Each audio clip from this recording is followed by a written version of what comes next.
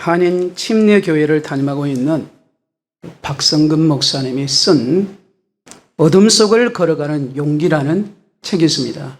두란노에서 출간되어진 책인데요. 여기에 보면 자기 교회에 집사는 이야기를 소개하고 있습니다.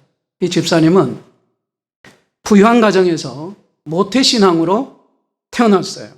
부족함이 없이 성장을 해서 초등학교, 중학교, 고등학교를 1등으로 졸업하고 서울대학교에 입학을 하게 됩니다. 그리고 박사학위를 받고 젊은 나이에 여성 교수로 임용된 후에 얼마 지나지 않아 유망한 기업체를 경영하는 남성과 결혼을 합니다. 이렇게 모자랄 것 없는 삶을 사랑하는 듯 그렇게 보입니다. 하지만 주일에 교회만 출석하는 형식적이고 습관적인 신앙생활을 하고 있었습니다.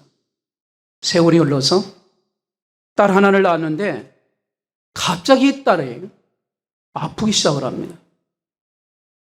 병원에 갔지만 병명을 찾을 길이 없어요. 유명하다는 병원을 다녀봐도 모두 다 진단하는 결과가 희귀병이라는 진단을 받게 돼요. 그래서 그 희귀병이라는 진단을 내리니까 이 고통에서 절망을 하고 있었단 말이죠.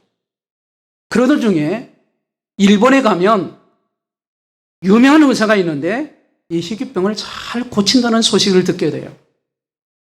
그런데 일본에 가셔도 고치지를 못합니다.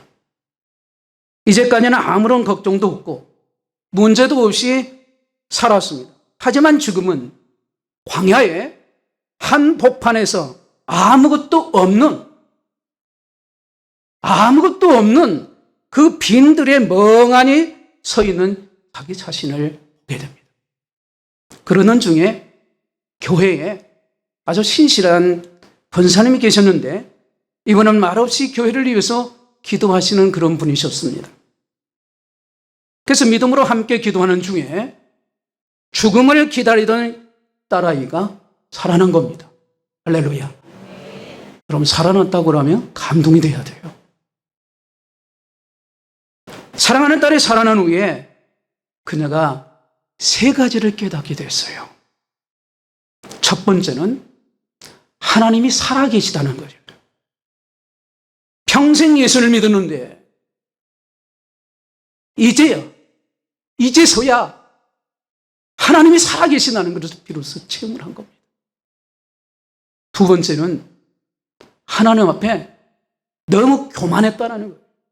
그리고 세 번째는 광야 빈들에 아무 소용이 없고 비어있는 인생의 광야에서는 주님만이 채우시는 시간과 공간이 있다는 것을 깨닫게 되었어요. 그렇습니다, 여러분.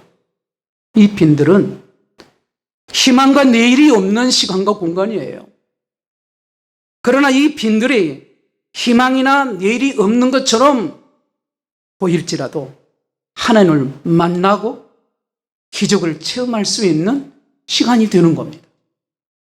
하나님이 다스리고 도우심을 경험하는 그런 자리가 된다는 말입니다. 그런 의미에서 우리 가운데서도 희망과 내일이 없는 시간과 공간의 한복판에 서 있는 분이 있습니다. 오늘 본문은 여러분이 잘 아는 유명한 오병이어 기적의 사건이 오늘 본문에 기록하고 있습니다. 신약성경에 예수님께서 행하셨던 수많은 기적들 가운데서 이 오병이어의 기적은 사복음서에 다 기록되어 있습니다. 그런데 이 사건은 본문 외에 마태복음 14장 13절로 21절, 마가복음 6장 30절로 44절, 요한복음 6장 1절로 14절에도 기록되어 있는 유명한 사건 중에 하나입니다. 그런데 이 오병이어의 사건이 각 기록자마다 관점에 따라서 다르기 시작하다는 걸 알 수가 있어요. 마태복음 14장 13절에는 이렇게 시작합니다. 예수께서 들으시고 배를 타고 떠나서 따로 빈들에 가시니 무리가 듣고 여러 고을로부터 걸어서 따라간지라. 그러니까 마태는 세례 요한의 죽음을 들으신 후에 배를 타고 빈들로 가셨다라고 그렇게 말하고 있어요. 마가복음 6장에서는 예수님께서 둘씩 전도 여행을 보내신 후에 자신들이 행한 일과 가르치는 것을 이제 보고를 했을 때 잠깐 쉬게 하려고 이제 한적한 곳에 보낸 것부터 시작되어져요. 그리고 요한복음 6장에서는 요한이 예수님 믿게 하는 증언을 하신 이후에 갈릴리 바다 건너편으로 가셨다라는 말을 하고 있습니다. 누가복음 9장에서는 12 제자들이 이제 전도 여행을 한 후에 자기들이 행한 모든 것을 예수님께 보고했더니 예수님께서 그들을 데리시고 베세다라는 곳으로 가셨다라고 이렇게 기록하고 있는 것을 알 수가 있습니다. 그런데 이 장소에 대해서도 각기 다르게 말하고 있다는 걸 알 수 있습니다. 마태는 빈들이라는 말을 썼어요. 마가는 한적한 곳, 요한은 갈릴리 바다 건너편으로 가셨다. 누가는 베세다. 자, 여기서 비교해보면 오직 누가만이 정확한 지명을 기록을 했다는 것을 알 수가 있어요. 의사인 누가의 정확성과 섬세함이 단연 돋보이고 있습니다. 성경에는 이 빈들이 예수님 만나는 기적의 자리가 될 수 있다는 것을 보여주는 장소로 그렇게 등장을 합니다. 바로 오병이어의 기적이 있었던 베세다 들판을. 그런데 그 들판에서 제자들의 대화 속에 오늘 본문의 기록이 나오죠. 여기는 빈들이다.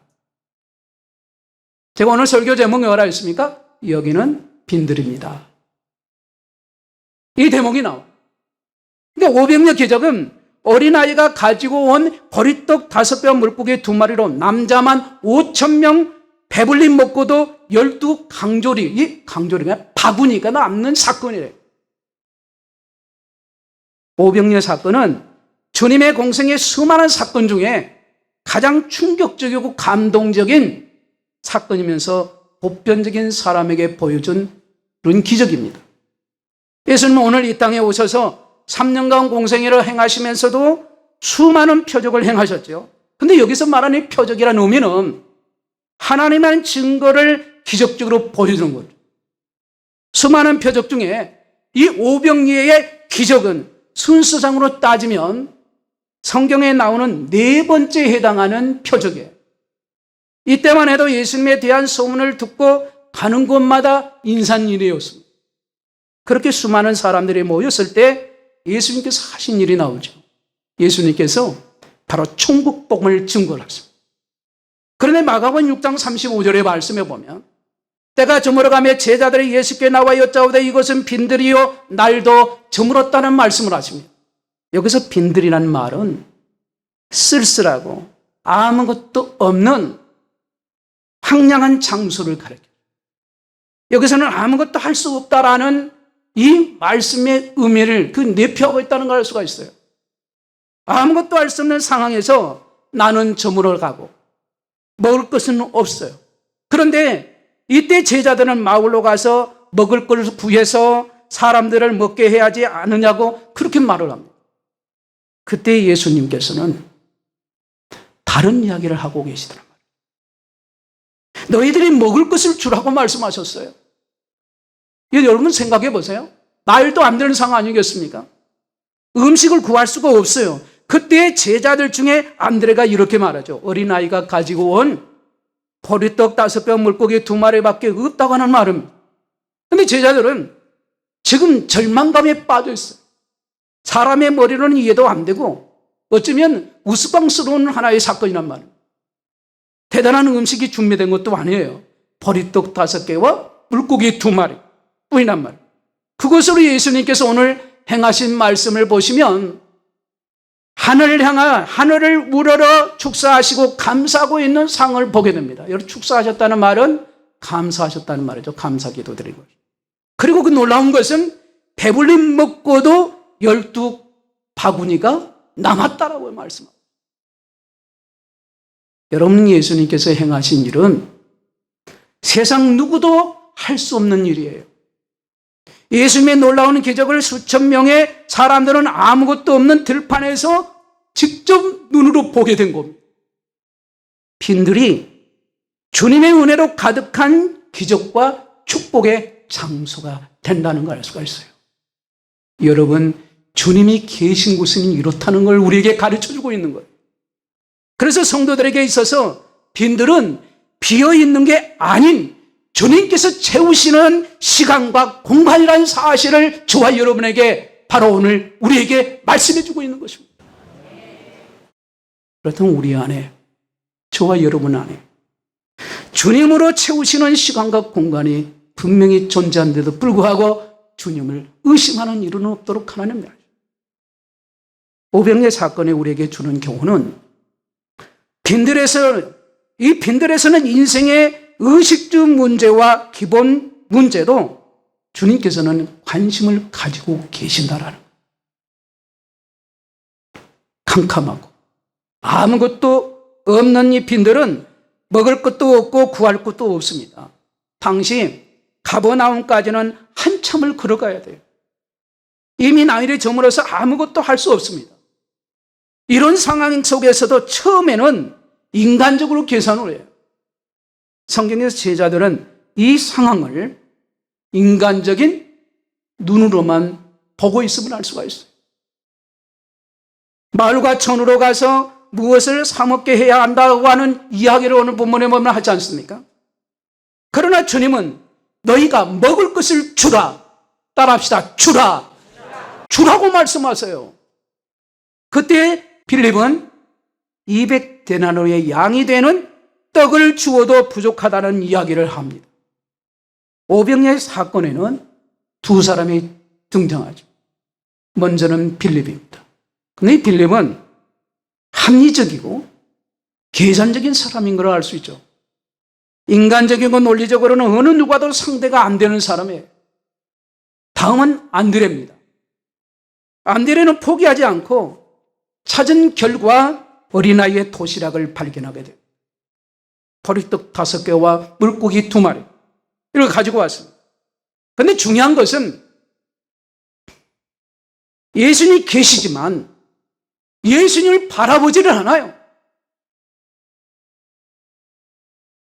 보지를 않습니다. 빈들의 제자들은 상황감 보았고 빈들에 계신 예수님을 보지를 못한 것입니다. 사람들이 빈들에 서 있으면 절망적인 상황에서 주님을 바라보지를 않는 거죠. 보이지를 않습니다. 주님을 생각하지 않아요. 이건 제자들의 모습만 그럴까요? 어쩌면 저와 여러분의 모습일 수 있다 이 말이죠. 오늘 우리가 이걸 고쳐야 돼요. 예수님은 배고파하는 그 무리들을 먹이시기를 원하셨습니다. 주님께서는 그들을 향해서 천국 복음을 선포하시면서도 빈들에 먹지 못하는 그 의식주 문제에 관심을 가지고 계신다는 걸 알 수 있습니다. 그래서 믿음이란 그 절망의 빈들에서 예수님을 신뢰하고 주님의 도구심을 체험하는 거예요. 그래서 신뢰는요, 믿음과 소망의 멋진 결합이라 이렇게 표현할 수 있습니다. 믿음이 있어야 하고 거기에 대한 확실한 소망이 있게 되는 거죠. 그래서 여러분, 믿음을 가지라는 말은 소망 또한 같이 따라가는 거죠. 그들은 예수님의 표적을 행하시고 메시아로 고백하면서 따라다니면서도 빈들에서 주님에 대한 신뢰를 하지 못한다는 것을 오늘 본문에서 알 수가 있어요. 인간적인 계산에 앞서다 보니 주님께서 주시는 무한한 믿음과 소망이 보이질 않는 겁니다. 그 빈들에서 누가 계십니까? 오늘 여러분의 말씀을 읽어보셨지만 그 빈들에서 아무것도 없는 그곳에 누가 계시느냐? 무리들이 있잖아요. 제자들이 있잖아요. 가장 중요한 것은 예수님이 그곳에 계시다는. 그래서 계산하지 마라. 맡겨라. 주님을 의지해라. 염려하지 마라. 주를 믿어라. 하나님 믿으니 나를 믿어라. 이 말씀을 하고 계시다는. 요한복음 21장을 보면 예수님께서 갈릴리 바닷가에 베드로를 찾아오십니다. 그때 주님께서는 밤새도록 물고기 한 마리도 잡지 못한 고달픈 인생에게 다가왔습니다. 저는 이것을 참으로 감사하게 생각합니다.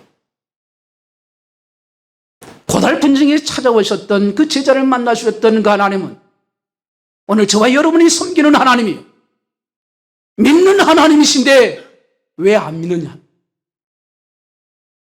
왜 인간 계산을 하고 내 계산법대로 사는, 하나님의 계산법으로 살지 않는 우리의 불신앙의 모습을 오늘 저와 여러분이 점검하셔서 그런 삶을 다시 반복해서 삶을 살아서는 안 된다는 것을 교훈받게 됩니다. 주님은 불을 피우시고 떡과 생선을 준비하시고 지쳐있는 제자들에게 이렇게 말씀하십니다. 와서 조반을 먹으라. 조반은 아침 식사하라는 거죠. 주님은 빈들에서 힘들어하는 우리가 풍성한 삶을 누리기를 원하세요. 주님은 우선순위에서 영적인 면을 강조하시지만 이 땅에 우리의 삶에도 관심을 갖고 계신다는 사실 또한 우리는 알아야 돼요. 성경에는 예수님께서 수많은 사람을 먹이셨던 사건이 두 번 등장합니다. 하나는 오병이어의 사건이고 또 하나는 칠병이어의 사건입니다. 칠병이어를 보면 아주 흥미로운 점을 발견할 수가 있어요. 마태복음 16장 9절을 한번 찾겠습니다. 너희가 아직도 깨닫지 못하느냐? 떡 5개로 5,000명을 먹이고 주운 것이 몇 바구니며 떡 7개로 4,000명을 먹이고 주운 것이 몇 강조리였는지를 기억하지 못하느냐? 아멘.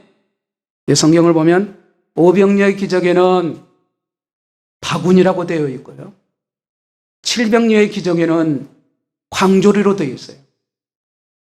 그런 말씀을 잘 보세요. 조금 전에 읽은 말씀을. 영어 성경에는 모두 똑같이 바스켓으로 되어 있고 헬라어에는 다른 뜻으로 구분되어 있습니다.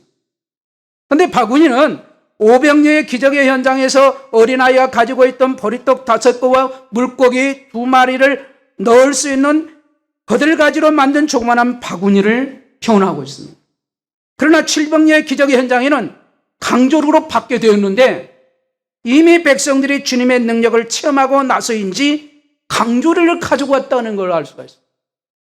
강조리는 갈대로 만들었는데 사람이 들어갈 수 있는 정도라. 주님은 작은 바구니로도 주실 수 있지만 커다란 광조리로 주실 수 있는 분이시다라는 거예요. 그래서 우리 주님은 생사복을 주관하신 분이고 만왕의 왕이시고 저와 여러분의 주인이신단 말이에요. 생명의 주님이신 그분이 말이에요. 주님은 우리의 의식주 문제와 작은 부분에도 관심을 가지신다라는, 채워주시는 놀라운 사랑이 오병이어의 은혜였습니다. 빈들에서 주님의 기적을 베푸실 때에 그게 특이한 행동이 있습니다. 첫 번째는 따르는 무리 중 어린 아이의 보리떡 5개와 물고기 2마리를 사용을 하셨다라는 것. 두 번째는 때를 지어온 50명씩 앉게 하시고 예수님께서 떡 5개와 물고기 2마리를 들어서 하늘을 우러러 축사하시고 제자들에게 나누어 주게 하신 겁니다. 그러니까 주님의 행동은 우리들의 어떤 고통 속에 있어도 우리가 가지고 있는 것을 통해서 역사하신다라는 거예요. 아무것도 없는데 주님은 있게 하신단 말이에요. 빈들에 먹을 것이 없는데 보리떡 5개와 물고기 2마리가 있게 하신 거.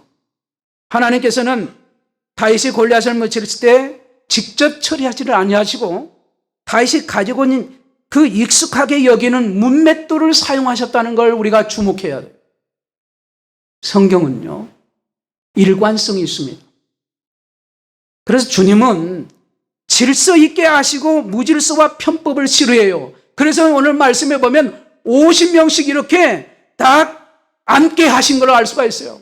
따라합시다. 예수님은 질서의 하나님이십니다. 질서의 하나님이세요. 질서 있게. 여러분, 그리스도인의 표정은 일어나는 것에 대해서 감사하는 게 아닙니다. 기적을 베푸실 주님께 미리 감사하는 거예요. 감사는 여러분 마치 씨앗과도 같습니다. 씨앗이 뿌려지는 곳에 꽃이 피어요. 감사의 씨를 뿌릴 때, 즉 지금 여러분들이 빈들일지라도 감사한다면 거기에 향기가 나고 때가 되면 열매를 거두게 되고 그 열매가 열리게 된단 말이에요. 감사할 때 감사의 내용은 바로 내 것이 되는 거죠. 감사의 고백도로 저와 여러분의 삶의 변화가 일어나요. 그래서 이 감사라는 게 중요함을 오늘 본문에서도 알 수가 있습니다. 예수님이 축사하시고 감사기도 하셨다는 거예요. 또 빈들은 주님을 고백하게 하고 구원자이신 하나님을 체험하면서 만나는 장소이기도 하다는 걸 알 수 있습니다.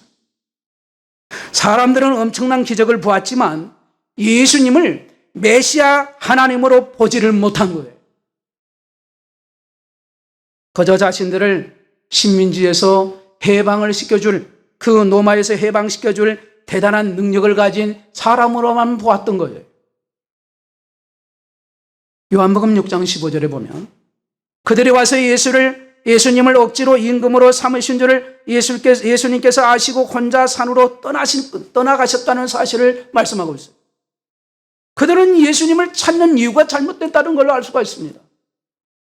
주님을 따라가는 이유가 병을 고치는 것, 그 병을 고치고 육신적인 문제만 해결받는 것에 집중하고 있는 모습을 보게 된단 말이에요. 요한복음 6장 26절 27절에 이렇게 말씀합니다. 예수님께서 대답하여 이르시되 내가 진실로 진실로 너희에게 이르노니 너희가 나를 찾는 것은 표적을 본 까닭이 아니요 떡을 먹고 배부른 까닭이로다. 썩을 양식을 위하여 일하지 말고 영생하도록 있는 양식을 위하여 하라. 이 양식은 인자가 너희에게 주니니 인자는 아버지 하나님께서 인치신 자니라. 이렇게 말씀하세요. 빈들은 주님을 만날 수 있는 장소, 해결할 수 없는 문제들을 해결받을 수 있는 조리의 기회가 될 수 있는 장소. 예수님을 바라보며 저분은 우리가 기다리는 바로 그 구원자이시며 나의 주인이시고 생명을 주시는 분임을 고백할 수 있는 저와 여러분 되시기를 주님의 이름으로 축원합니다. 빈들의 하나님은 우리의 의식주에도 관심을 가지고 계시다. 기적을 행하시고 우리를 도와주시는 분이에요. 그러면 어떻게 하면 그 빈들이 기적의 장소가 되실까요? 내 생각부터 바꿔야 돼요. 기적은 일어난다는 생각, 그 믿음의 생각이 우리에게는 필요하다는. 또 보는 믿음의 눈부터 바꿔야 돼요. 기적을 바라보는 그 믿음의 눈으로 말해요. 이제부터는 따라합시다. 말부터 바꿔야 합니다. 생각하는 것, 보는 눈이 바뀐 사람은 말하는 것도로 바꿔줘야 해요. 또 부정적으로 말하는 습관을 고쳐야 합니다. 안 된다, 못한다. 믿음으로 저와 여러분들이 적극적으로 또 말을 표현하셔야 돼요. 살리는 말, 기적의 말. 우리는 인식만 하죠. 즉 알고만 있지 표현하고 사람들에게도 적극적으로 표현하라 안 해요. 이건 하나님께도 그렇고요, 사람에게도 그래요. 말을 표현하지를 못하는 거예요. 머리로는 아는데, 지식으로는 아는데 자기의 입술로 고백할 줄 모르고 말을 하지 못해요. 표현하지 못해요. 하나님이 하시면 된다. 하나님이 은혜 주시면 된다. 이걸 알아야 될 텐데. 여러분, 하나님께 적극적으로 여러분이 기도할 때도 입으로 표현하십시오. 마음으로도 표현하시고 사람에게도 적극적으로 표현하셔야 돼요. 제가 아는 분은 사랑한다는 말을 하지를 못한 거예요. 자기 아내에게. 여러분 한번 생각해 보세요. 표현하셔야 합니다. 한번 해봅시다. 감사합니다. 사랑합니다. 주님은 빈들에서도 먹을 걸 공급해 주셨습니다. 주님은 내 인생의 빈들에도 기적을 행하실 수 있는 분입니다. 바로 여러분이 기적의 주인공이에요. 성도 여러분, 오늘 우리에게도 기적이 일어나려면 어떻게 할까요? 주님이 시키신 대로 하면 돼요. 단순하게 생각하고 단순하게 믿음으로 행동하고, 믿으라면 믿고 하라면 하고 가라면 가면 되는 것이 이 믿음의 원리예요. 우리는 내 생각이 너무 많아서 탈입니다. 내 방법이 더 좋다는 생각이 문제예요. 내 계획을 주님보다 더 우선시하는 게 문제예요. 음식을 먹을 수도 구할 수도 없고 모든 것이 힘들고 어려운 그 빈들 같은 인생에도 그곳에는 반드시 주님이 계신다라는 거예요. 주님은 어떤 문제라도 관심을 갖고 계신다는 걸 오늘 말씀 속에서는 깨닫게 됩니다. 우리가 있는 것이 빈들이라고 고백할 때 우리 주님은 여러분에게 채워줄 것이고 그곳에 놀라운 고백이 임하게 되고 그 빈들이 여러분에게 축복의 장소가 될 것입니다. 어떤 일이 있어도 주님을 놓치지 마십시오. 문제가 크다고 하나님의 능력을 제한하지 마십시오. 예수님을 놓치고 사는 것은 불신앙이에요. 하나님의 능력을 제한하는 것은 불신앙이에요. 믿음의 사람은 예수님 놓지 않습니다. 믿음의 사람은 하나님의 능력을 제한하지 않아요. 이제부터 내 생각을 내려놓읍시다. 이제부터는 하나님께서 내게 깨우쳐 주시는 말씀을 마음에 새기고 그 말씀대로 나가는 저와 여러분이 되시기를 주의 이름으로 축원합니다. 바로 그 길이 기적이고 그 길이 체험입니다. 기도하겠습니다.